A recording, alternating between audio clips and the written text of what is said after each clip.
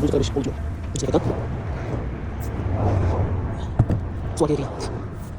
Assalomu alaykum, hurmatli kuzatuvchilar, texnika ishqibozlari. Bundan oldingi videomizda shu chulugni singan holatini qo'ygandik. Xudo xolasa svarkalar bitdi, ko'rishingiz mumkin. Juda zo'r holatda. Bu texnikani ichida yurganlar biladi. Oldi chulug 2000 dollardan boshlab 3000 dollar atrofida turadi. Agar kimda shunaqa singan holatda oldi chulug bo'lsa, bemalol olib kelaverasizlar. Xudo xolasa juda o'ylab 2 yilgacha garantiyasini berib, ishini bitirib beramiz. Sizlarni 3000 dollardan xudo xolasa qutqarishga harakat qilamiz. Bu yoqda Toshkentdan kelgan yana bitta oldi chulugimiz bor.